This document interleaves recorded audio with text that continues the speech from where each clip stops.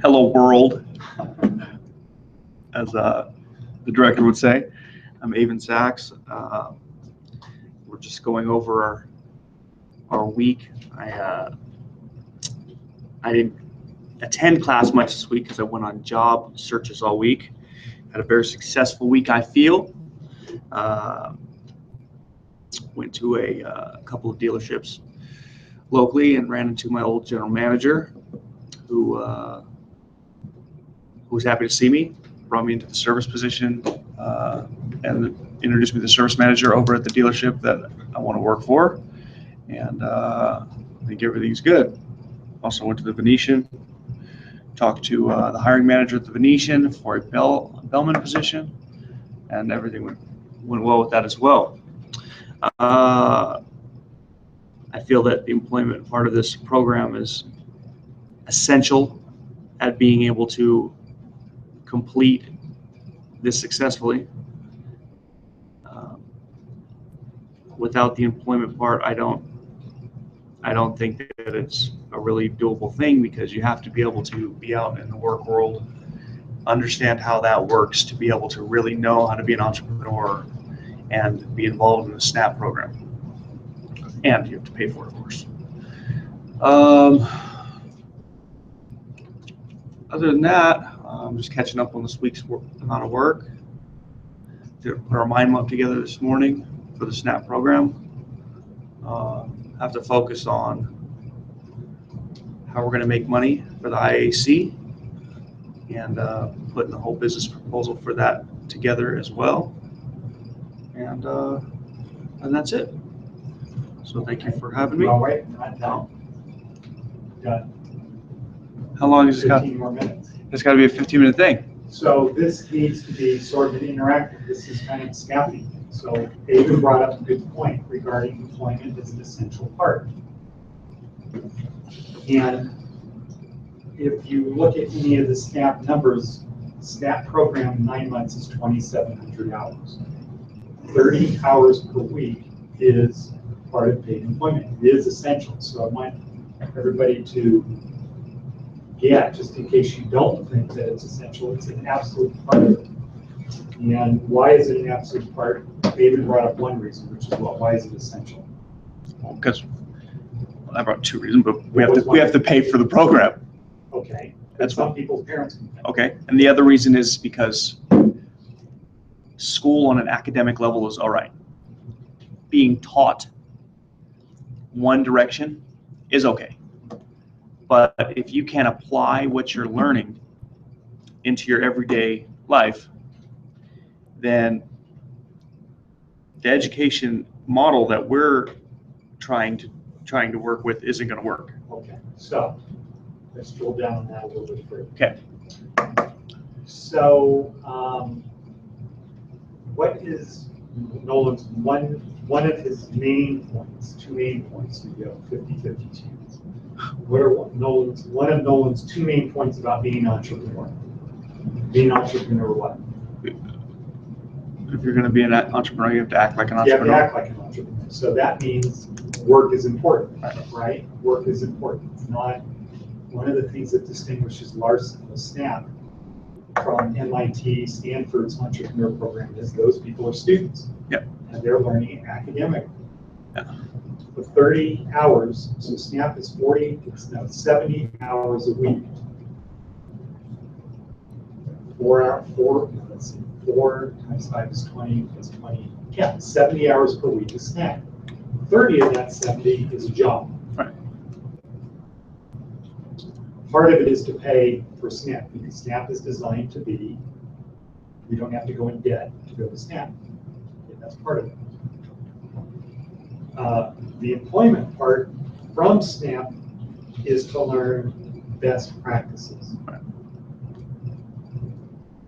Why? Why do you think it's to learn best practices? So by the time you get finished with SNAP, you have an understanding of how a real employment atmosphere should be. A good one. Right. As opposed to Joe's used cars. Right, or the Greek restaurant. Or Greek restaurant. It's a, let's say bananas compared to them. or Finley Fiat compared. If you're going to be in the car business and you want to have a real, why would it be good to go work at Finley? You're asking me? Well, anyway. Because he has multiple dealerships, multiple brands in multiple states. Yeah, and so, but in order to do that, they have to do what? Practice good business. Yeah, have good systems in place, right? Obviously. Here's how we, we have an HR department that knows how to process people. Here's how we train people. Here's how we, here's how we do things. So if you learn in an environment like that, And you tend to keep continuing your practices like that. yeah. So when you start your own business and you say, well, how do I do hiring? Oh, well, here's how they did it at Finley. Right. Frank Bonanno started with a large vending company.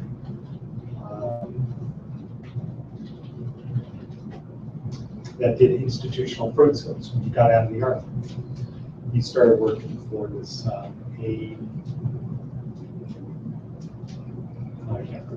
large billion-dollar vending company, fruit service. So he learned best practices on how to do that. So when he set up restaurants, he didn't have to reinvent the wheel. Right. Okay. So, okay, so the projects, the module that we started this week is funding. And the Coursera thing we started with is called Let's Eat.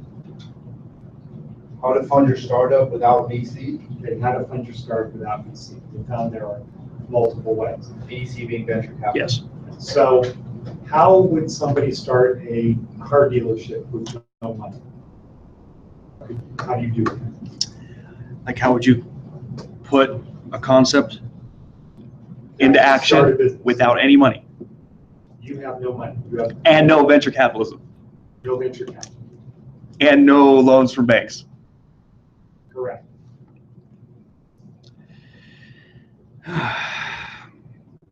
Okay, so Steve, do you have one idea? Well, I mean, Okay, I mean, I was going to let you off. no, you would propose an idea online, use an internet model, and make like a GoFundMe account. For cars? Yeah, saying, look, this is what I'm desiring to do. I mean, people give away free money for less. Why not say, look, this is what I'm trying to do. Is there any help out How much there? would you need to raise? I mean, honestly, 10 grand. Okay, so you can start a car business for 10 grand. Absolutely.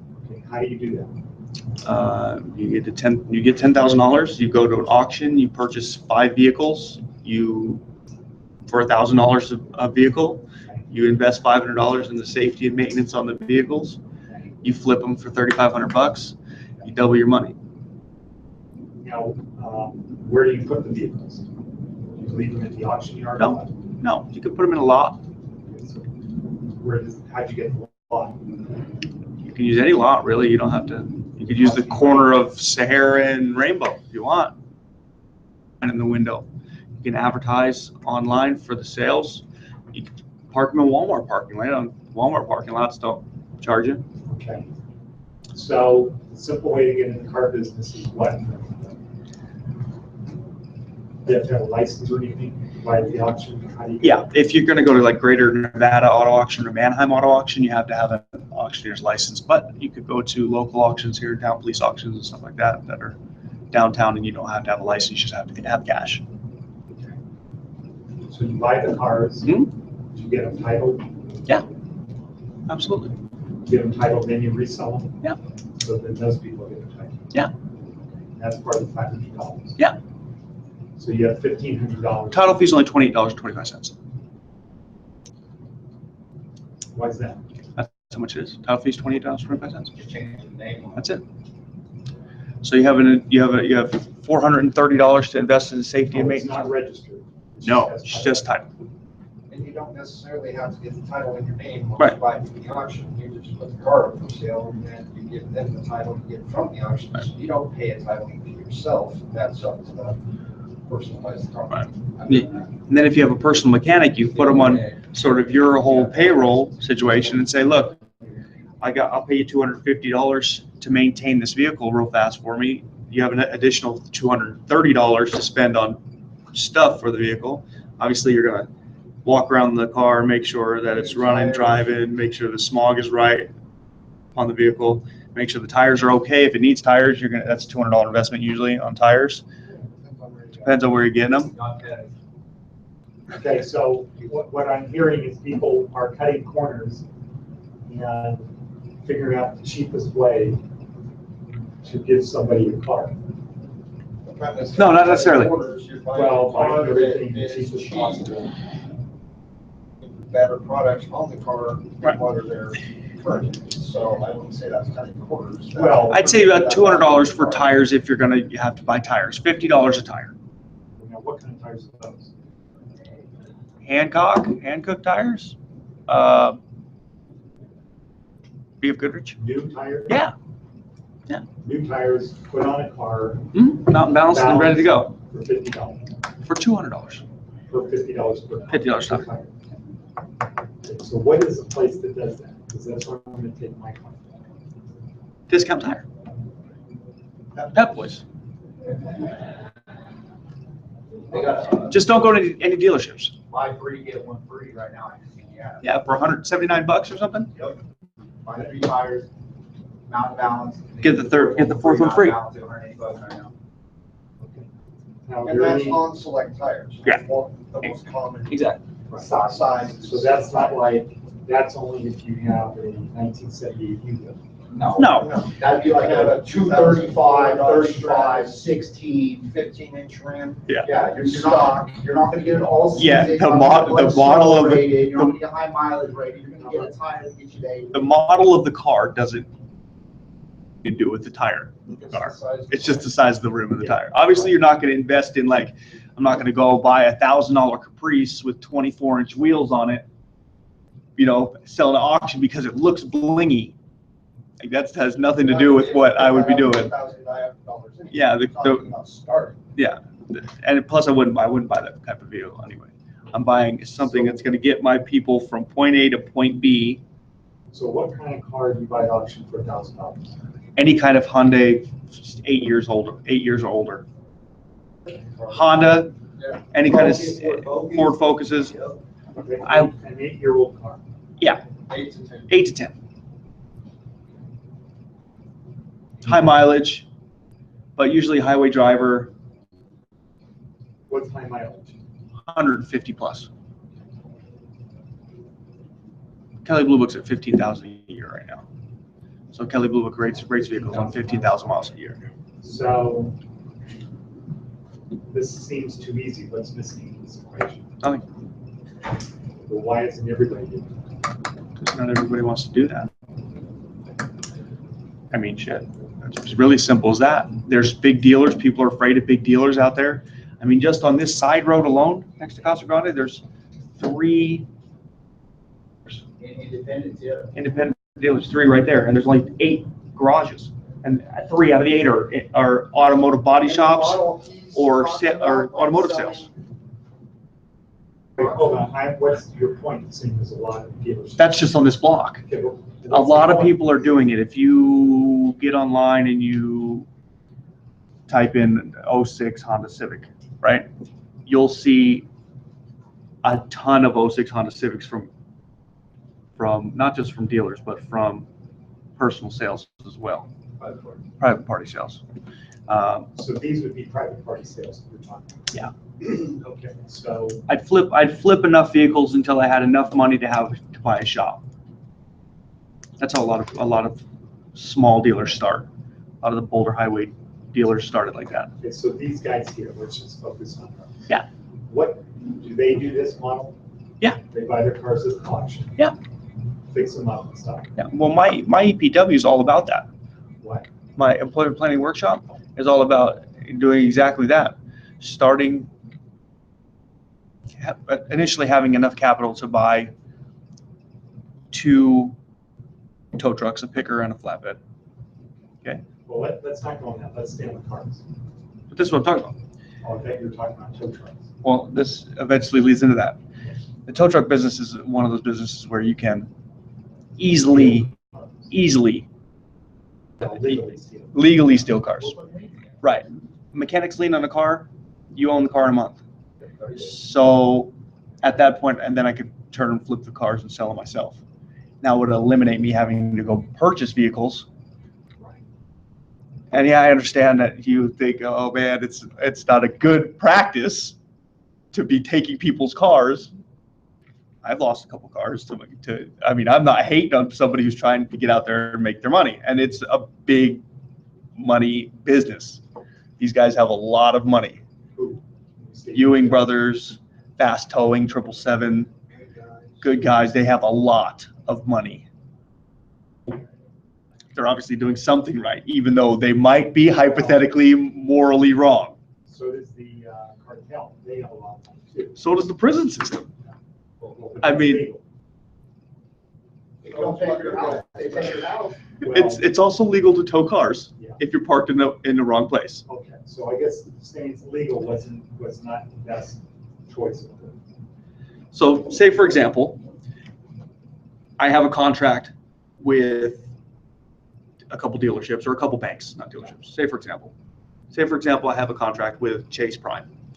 And my contract with them is, if you don't pay your bill in 90 days, I'm going to take your car. Right. Is that morally wrong for me? Is that wrong for my business that you didn't pay your bill? Say who's me? No, me, the business owner, me, the tow truck driving business owner.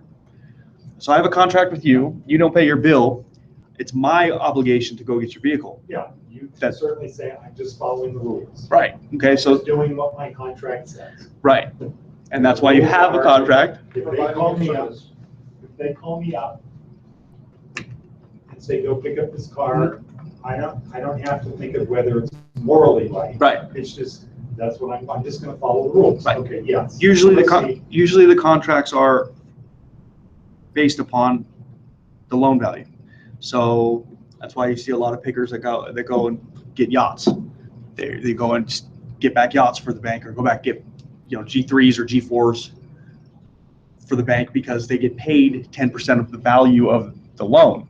Right. So if I were to go get cars, it's $500 to $1,000, $1,500 to $2,000 per car that I get back for the bank. So that's why tow truck companies do that. So that's not morally wrong, right? Because I don't then take the vehicle, I give it back to the bank. Well, And it then- could be morally. Well, if you don't pay your bill,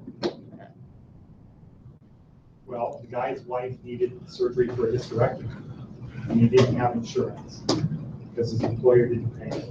I understand. And he needed the money to pay for the hospital bills. I understand. I mean, you could take the bus now. That's just the way You would say, that's just the the, morally right thing to do is because you couldn't pay your bills, there's no gray area, there's no, that's what 90 days is for. You have a 90-day extension. You could work it out with the bank. The repossession game in this town is huge. well, just because it's huge, it doesn't mean it's morally right. Right, but you should take advantage of things where the money is there. So that was my EPW. So anyway, getting back into the dealership side of things, if I decide to go that direction, then I can easily flip the vehicles that I go and pound into a sales floor or into a parts shop, because they also get a lot of wrecked vehicles that people don't claim. The insurance company writes off. Then you have good motors, you have good parts to sell online. It just funnels after that. Now, if you went to Walmart and said, could I use part of your lot to sell cars, do you think they'd say, okay?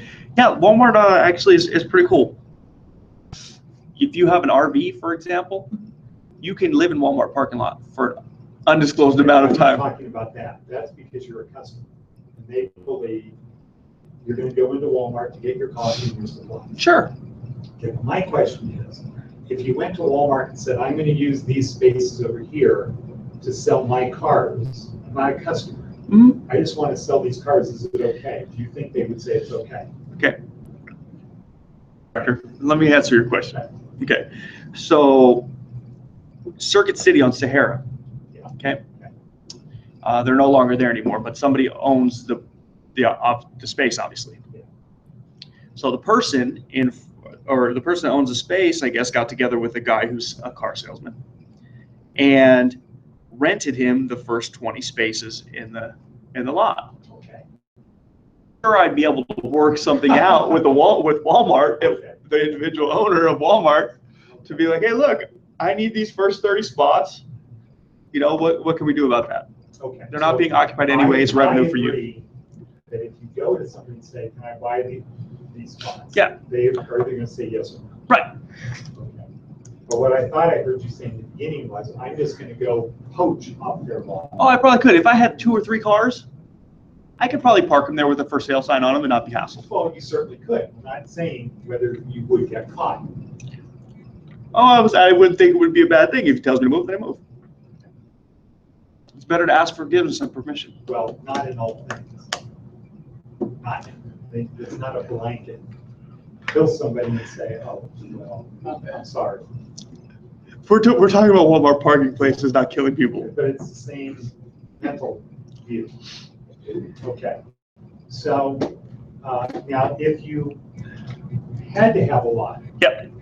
would that be a deal killer for the business? No. Okay, why not? A lot of people Now you operate. have to sell more cars just to break even. Well, a lot of people operate off of a 10 or 15 parking spot lot with just a little camper on the lot. Okay, And my country would be legitimate people, like working people, would view that lot and say, I don't want to go there because the car might match the lot. oh, you're going to have no walk-in business. It's all online. So if somebody responds online, you say, come and see the car. Come and see the Right. car, and we'll meet you closer to you for your benefit. Okay, so you just have a lot as a place to park the car. Exactly. Unless you have a shop, Unless you have a shop. then you have parking space. Right. And at that point, when you get to a point like that, you're obviously going to want a shop with 2 lifts in it or a single lift in it, and an area for your mechanic to be able to work on those vehicles. So then what happens? So then you can, Successful, you've got, how many cars you do? 5 to 10, you'd probably want to sell. Yeah. No big deal. 5 to 10 cars. You invest $5,000 to $10,000. You make 100% on your money every month. You have maybe $3,000 in overhead. So how much are you netting per month? At least your investment, 10 to 15,000 a month. After paying that back. So your net is 10 to 15. Your net's probably 10. Okay, so your net is 10. And that's it? And that's all you do? Yeah, you make 120,000 a year. Just like that. And that's it? Yeah. That's if you want to stay small. Well, I'm asking you on your plan. I mean, I would like much bigger than that. I'd like to take the revenue from that business and invest it into something else. But I mean, it's a good, easy model of how to make money if you want to become your own business owner. Why would you take the money and invest in something else instead of do more of that? Well, it depends what your interests really are. You know, if you want to I'm diverse. talking about you, not me. Oh, well, I would stay in the automobile industry. That's what I would. Okay, but I thought you said you don't think you can. I would be happy with that. So why wouldn't you do more? Because things get a lot more complicated. When you expand into a bigger type business, there's a whole bunch of legal obligations and business license that you have to get, and insurance that is through the roof. So you don't have any of this now? I mean, not now, when you're on the small scale? No, I mean, I do, but not like that. Because usually when you get bigger, the costs don't increase as fast as the size. In the automobile industry, it does. Yeah. Give you an example. Finley is the example. I could use Planet as the example, Planet Nissan, because I worked there for a long time. So it was December. We had a disgruntled customer. There's 580 to 600 new cars on that lot at any time. We just got a new shipment of Titans. Customer comes through. To insure the lot, it's got to be $1 million plus a month just to insure the lot. Customer comes through and easily accesses the back lot and takes a crowbar to all the Titans. Brand new Titans. That would obviously increase the insurance premium tremendously. You know, $150,000 trucks with crowbars. That's not the kind of mindset I'm looking for. That's like the kind of business plan I'm looking for. So I want a little lot, barbed wire around my lot, a little security dog, you know, and make it easy. Keep it simple. Stupid is my whole thing there. And you would be happy. I'd be happy. Yeah, I'd be happy. So what would you spend your day doing? Posting online,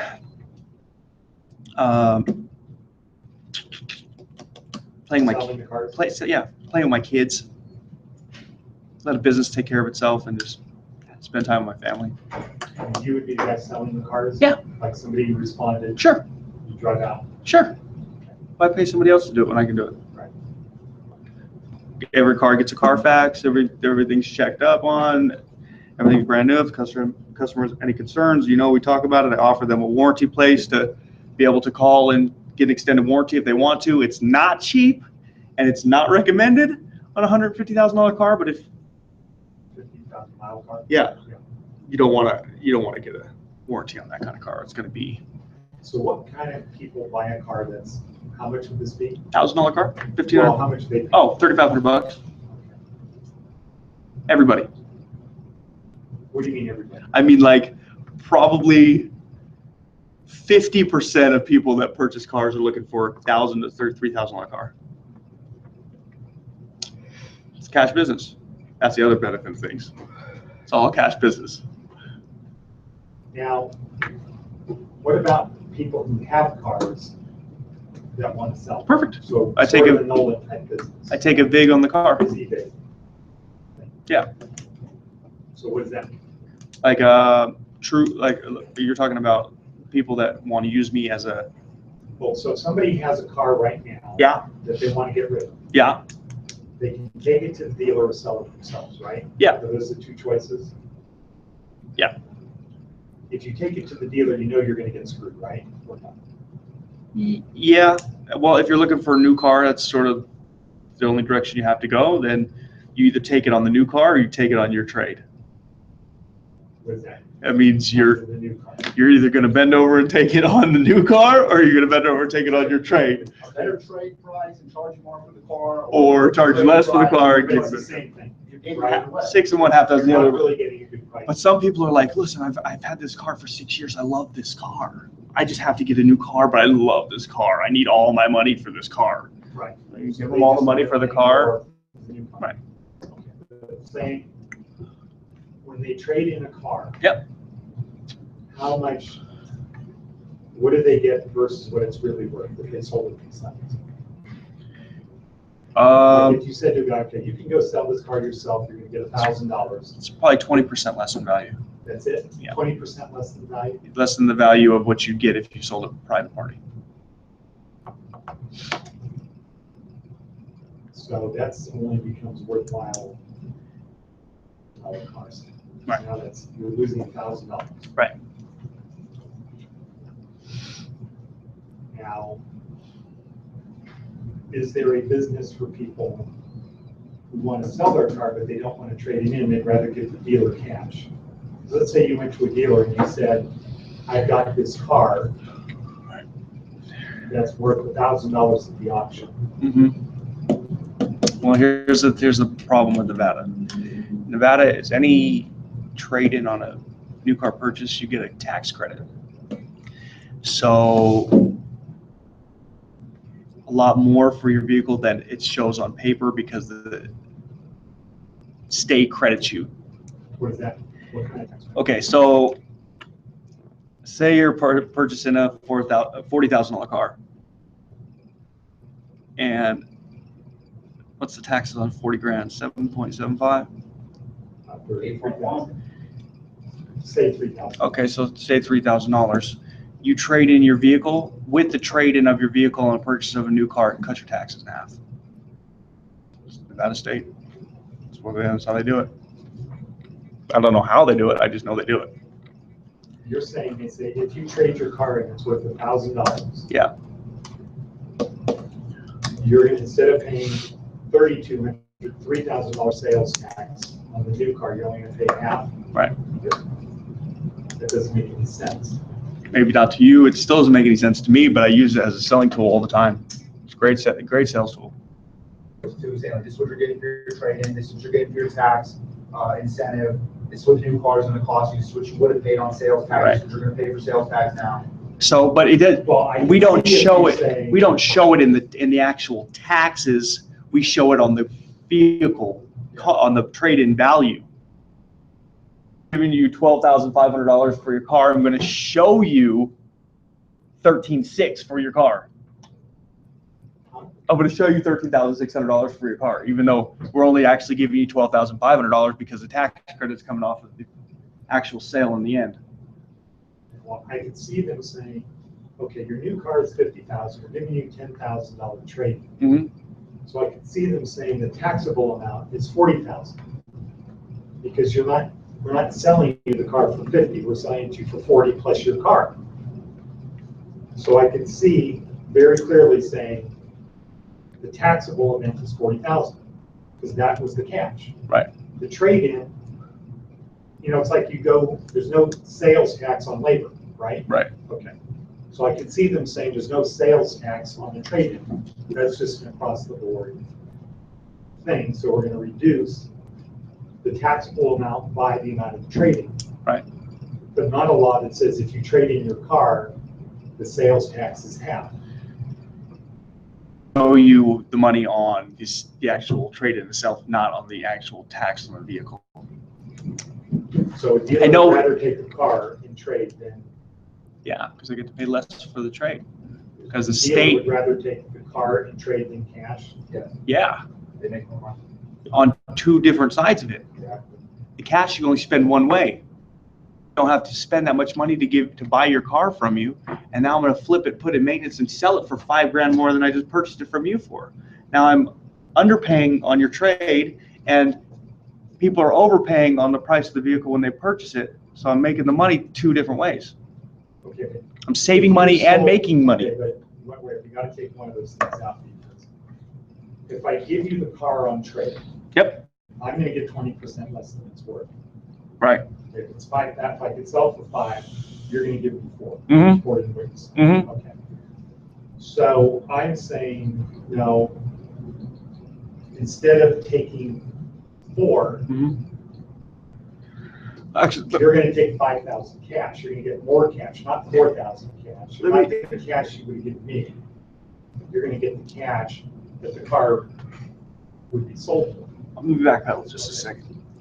A trade-in on a vehicle or the sale of a vehicle, the vehicle's only is worth as much as somebody's going to pay for it, The used vehicle or the new? the used vehicle. It's only worth as much as somebody's going to pay for it. Okay. Now, Okay. what you said earlier was the dealer is gonna take 20% less than on a private sale. Yeah.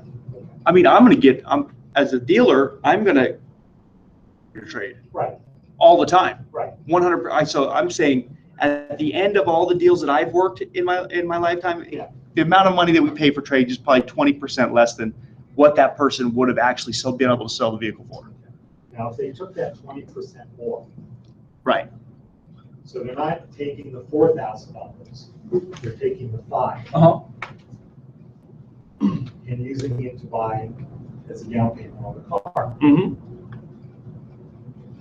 I don't see why the dealer would say, we'd rather pay 5,000 for the car than have 5,000 cash.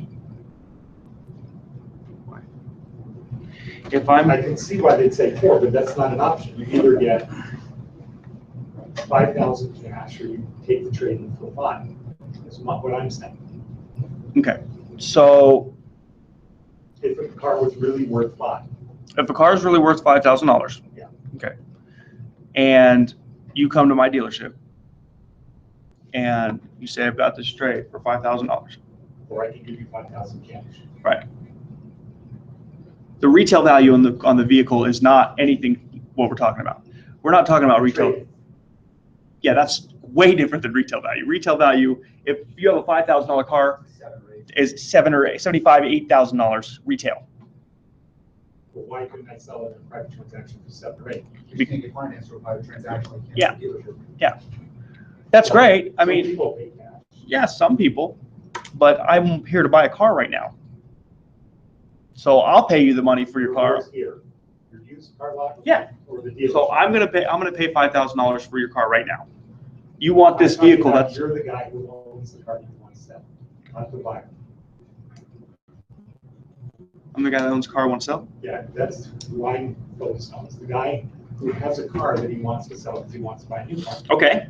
His choice is I can trade it in or sell it myself. If I sell it myself, I'm gonna get 20% more, Right. actually 25% more than if I sold it, if I brought it to a dealer. If I give it to a dealer, I'm only gonna get 80% of what I would have done, Okay. right? Right. Is that correct? That's correct. Okay. So the question I have for you is, are you here to buy a car or are you here to buy a new car right now, or are you just here to sell your car? So, Right. So you're not interested in purchasing a car. You're just interested in selling your car. I want to buy a new car, but Right. I have a car to sell first. Right. Okay. So I can't buy a new car until I get rid of my old car. right. So bring it to me, right? And I'll purchase your old car for cash. Apply that to the new car. Or you can sell the car privately on your own, still give me a down payment on the new car, have a new car to drive while you're selling your car, because you usually don't want to sell a car that you're driving around, right? Because you want to stay clean and pristine for your, future buyer, right? What was that? If you're selling your car, you're going to have a future buyer on the car, right? If you're going to sell it yourself. So you don't want to drive that car around and put miles on the vehicle while you're trying to sell the car. It doesn't make any sense. People do it all the time, but it doesn't make any sense. What if you're trying to sell your car and you get hit at a red light? Then you're screwed. You can't buy your new car because you haven't traded in your old car because you wouldn't refuse to take it to a dealership because you wanted to get $1,000 more for the car. Well, the car is smashed up, yeah. So now it's not worth shit. Yeah. So now you're starting from square one. You got a big zero donut hole in your pocket instead of making $4,000 on the vehicle that you could have sold to me to purchase a new car from me. Yeah. You mean you as the dealer. Right. Usually people are going to take the $1,000 hit on bringing it to a dealership. Say, here, look, just give me a good deal on the new car I'm buying. Here's this. Here's a little bit of money down payment. I need to get financed at a 0% rate somewhere, 0.5, 0.9, and let's go. Okay. So that's the model today. That's the model today, which is why I want to stay away from all that. Yeah. 10 years from now, do you think that's still going to be the model? With Tesla, Google, all of these totally new companies. Yes. Fisker. Yes, let me tell you why. Because people like to be driven around, whatever. But people like to drive their cars and be responsible for their own driving and not have somebody drive them around and all that. People like to drive cars. To feel the wheel of a car seals the deal on the car. Okay, when you get behind the wheel and you start driving, especially if you've driven a nice vehicle before, you know what the fuck I'm talking about. Like it's a whole. You don't want anybody to drive you around. You don't want it to be self-driving. You want Okay, to now be. you're talking about a different class of people, though. Let's keep it with the middle class guy, not the guy that's going to buy sports. Okay, let's go to the middle class guy and further to the lower class. Okay, students, people like that. Because I don't want to focus on the middle class guy. I'm selling $3,000 cars. So when I'm selling $3,000 cars, I'm not focused on the middle class. I'm focused on people who need a vehicle to get from point A to point B safely. We're talking about in the future, Google and these guys have low-priced cars. Yeah. Like the high-priced Tesla. The Tesla that everybody can buy. Yeah. The Google that everybody can buy, the Fisker, all of these new self-driving cars. Yep. I'm just saying, I'm asking. Mm-hmm. I guess I have to get in the self-driving car sales business. I'm asking, will the way cars are sold Mm-hmm. when Be different? new people come out Mm-hmm. that are not from the car business, Mm-hmm. are they going to sell cars the same way that people sell cars today? Or will it be a different model? I think that it'll be a different model for that kind of clientele. But I think I'm not trying to get around your question. I understand what you're asking me. I think that model for car sales, automotive sales, is going to be the same pretty much forever. And the reason I say that, because these companies aren't going to really permit it to do anything other than that. When you say this company, so you mean? Talking about huge Chevy, Ford, Nissan, Toyota, Mazda, Honda. These are huge banks. We're not talking about little banks. We're talking about NEMAC, Nissan Motor Acceptance Corporation has more money than Chase Prime. So they're not going to permit change, just like oil's basically shutting down everything solar still, because they're not going to permit change. Now, if Donald Trump, now this is getting off topic, but if Donald Trump comes into office, then we might have a shot at having a little bit of change. We don't know what kind of change that would be. And if you go the other way, you go vice versa. If you go Hillary Clinton, I mean, everything's going to stay exactly where it's at right now. Okay, Fernando, do you agree? You don't agree? Oh, Scott. Hillary Clinton has more plans than Donald Trump does. Well, we're not talking about them. We're talking about, is the business going to stay the same? Our business. Do you think the business is going to change? Yeah. How would you think the business is going to change? Just the way that people want the business Is going to the way When you that say people, change, we mean dramatically change. yeah. Not really change. Okay, Steve, what do you say? I agree with Avon's business model. I like, No, that's not the question. no, I'm saying, Just answer the question first. yes, it will prevail in 10 years. We're not What going will to see prevail? his business. That's a We're not 20-year talking about change. his business. We're saying, what's the question?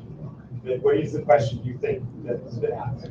The question is, will he still have a market? No, that's not the question. What's the question? Is the way that the automobile industry running right now going to change in the future? Not in 10 years, no. No. You say no, TJ? Yeah. You say it will, or you say just say yes? Yes, it'll change. Okay, so TJ thinks it'll change. I don't know. I don't really understand the business. I know that it's designed so the average guy doesn't really understand what's involved in buying a car. Mm-hmm. I know that much. But I don't really understand the business. Mm-hmm. So, but my hunch is when you have new companies, and Apple's getting in the car business, and they have more cash than any business, Mhm. any particular retail business. Mhm. Hundreds of billions of dollars in cash that they don't have a use for. They can't find things to spend on. They've been selling stuff faster than they can spend the money. That when they come in, say, we're going to be disruptors. We're going to disrupt this industry. Mm-hmm. So I don't know, but I could see new people coming in. They're not part of the business.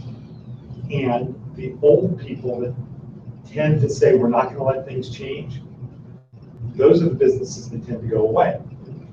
Okay. Okay, just historically. The ones that say, because before there was Ford, Fisher. Mhm. Who was Fisher? Body company. Yeah, they made wagons. Yeah. That's why their logo is a wagon, Mhm. right? And they said, we're not going to let this business go away. People are not going to buy what they call horseless carriages. They're not going to let that happen. Mhm. And Fisher wasn't the only design company. Right. Not design, but wagon manufacturing. Mhm. They totally changed their business because what happened? People decided they'd rather buy cars. Right. And, the whole Tesla fleet thing, right? Because you read about it. Right. And that's kind of a disruption. Right. Well, but that's a new market, really.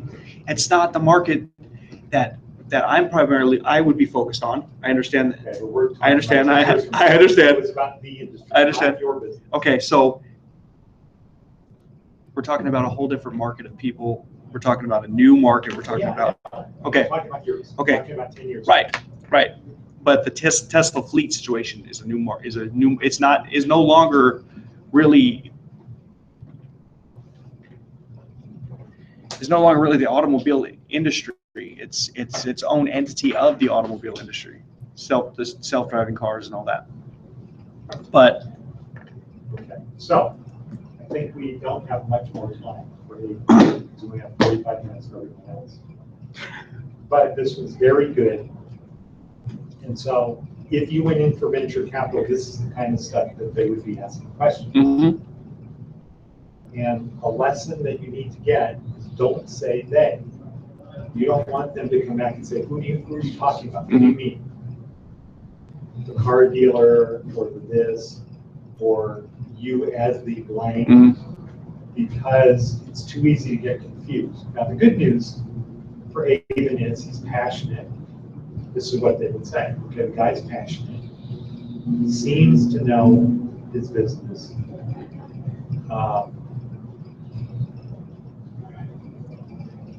It's kind of hard sometimes to understand who he meant by they. You had to ask him, who is they? the antisocial personality speaks in very broad generalities. Is that what you're saying? If you're talking to venture capital, you don't want to say they, you want to say the dealer. Okay. Or the whatever. Okay. Because you don't want them to say, like I said, boy, Who's they? Okay. Yeah, you don't want them to say who's they. But good, passionate, didn't get flustered. When I was like, I don't understand what you're saying. But I want you to understand what I'm saying. That's why that's where the passion is. What venture capital people do is they act like they don't know what you're saying and see how you respond. Oh, okay, I They're got being you. stupid. I got you. Okay? Yeah. Because they say, well, if we're just having a meeting with people, he's asking for money and he's getting frustrated with this. Oh yeah. This dog don't like it. Right. Okay. So this is a good, this isn't what we're typically going to do. But because Avon had a well-baked, not well-baked, but he had a baked idea. I mean, maybe it is well-baked because we weren't talking about numbers and stuff, so I don't want to say it wasn't well-baked, but clear idea of a way to turn cars into cash. That was clear. So that's way beyond what my expectations were. Okay, so you want to sign out? Or is that a conclusion? I hope everybody enjoyed this broadcast. It was very knowledgeable for me and for the rest of the class. And as an added bonus, we're going to get to look at it 10 years from now. And as an added bonus, hopefully in 10 years from now, I got the pocket to back up this broadcast. And this is from Snap Training Centers out. Okay, good.